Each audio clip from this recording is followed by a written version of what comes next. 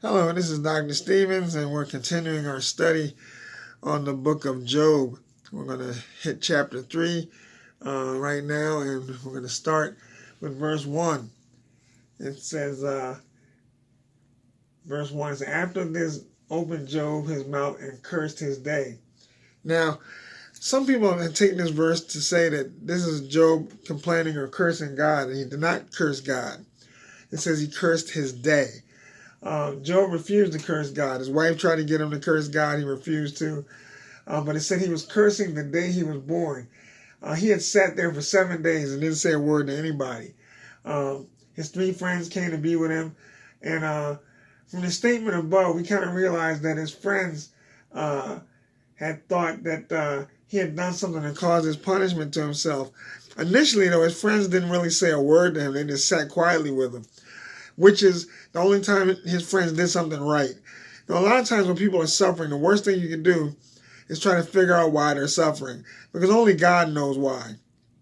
You know, we think in our wisdom and understanding, we can figure it out. No, only God knows why. If you remember Saul of Tarsus, or Paul, the Apostle Paul, 3 times he went to God to have the thorn in his flesh removed, and God wouldn't remove it and said that my grace is sufficient.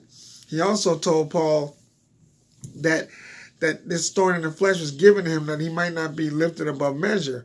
Only God knows why we go through some of the suffering we go through. So Job said he cursed his day. It didn't say he cursed his life. It said he cursed his day. Remember, at this point, Job had lost his family, lost his possessions, and lost his health. And after 7 days, then he said he cursed his day. You know, how many of us would have cursed God, much less the day? But Job held on to his integrity. So we see here, Job was really a true believer. I mean, he wasn't complaining at all, but he cursed his day. Now look at verse 2. It says, and Job spake and said, and this is after 7 days of silence, let the day perish wherein I was born, and the night in which it was said, there is a man child conceived. Now, nobody could blame Job for his despair. You know, a lot of times in these deep prosperity preachers, you know, they love to criticize Job, just like Job's 3 friends. But Job didn't say anything wrong. And Job's complaints, we would have had the same complaints, if not worse, if that was us. Job basically said, I wish I was never born. I can speak on some of this suffering because I have chronic illness issues. I have sarcoidosis. I'm blind in one eye. My hearing is leaving. I'm in constant pain. I have nerve issues, pain in my joints, and I also have PTSD from the military. So I'm not saying that I suffered as much as Job, but I understand how you can get depressed and be sad when you're going through pain and suffering. But like Job, God's grace is sufficient, like Saul, and God does help me get through these rough moments, and He'll help you get through your rough moments too. And just remember, all things do work together for good to them that love God and that are called according to His purpose. At the moment, though, you won't know what that purpose is, and you may not really feel like hearing that verse when you're going through, but the verse is still true. Okay, let's look at verse 4. Let that day be darkness, let not God regard it from above, neither let the sun shine upon it. Verse 5.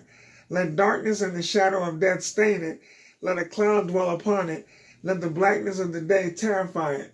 Okay, is this me here saying that this is a very dark day? The day he was born was a very dark day. He's speaking of the terribleness of the day, the present day that he's in.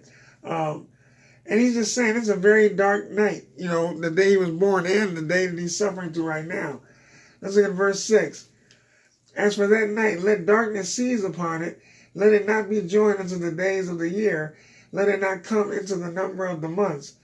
Verse 7. Lo, let that night be solitary. Let no joyful noise come therein. So, now all of this speaking of the amount of gloom that surrounded Job, he had forgotten all of the good and was only remembering the terrible last bit of time. Job wished that he, wasn't conceived. He wished he wasn't born. This is the sign of hopelessness. And the Bible says, hope deferred maketh one sick.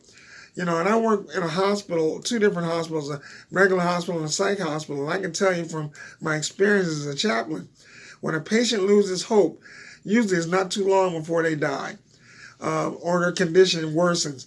Hope, a lot of times, is the only thing that's keeping our feet out of the grave. And so it's important that we have hope. But Job was losing hope. Look at verse 8. Let them curse it that curse the day, who are ready to raise up their mourning. Verse 9.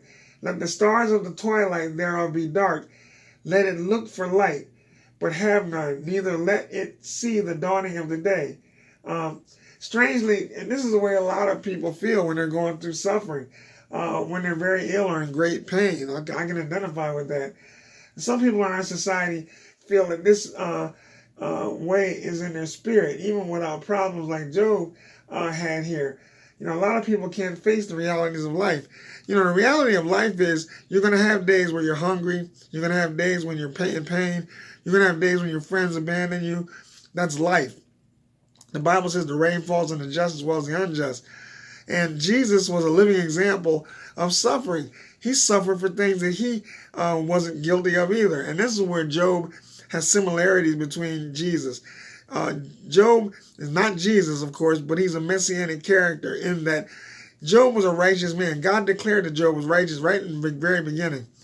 But the devil's temptation was, or temptation to God was, take his health, take his wealth, take his prosperity, and he'll curse you. And Job didn't. And God knew Job wouldn't curse him.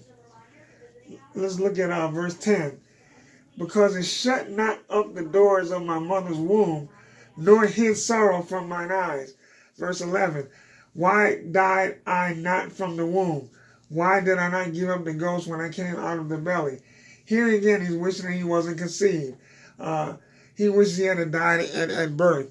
And so, Job is no different than anybody else. In fact, I dare say Job was unique in that most of us would have gave up in those first 3 or 4 chapters. But Job was a man of integrity. Job was a man that loved God. Job was a man that was willing to keep his integrity and not curse God as his wife wanted him to. But he suffered. And Job got depressed. Job got sad. But he would not curse God. And these fake teachers that try to tell you Job was a man of unbelief and not walking in faith, they're lying. Because God declares that Job, right in the beginning, was a man of faith, honor, dignity, and he had love for God. God bless you. We'll finish up chapter 3 in the next lesson.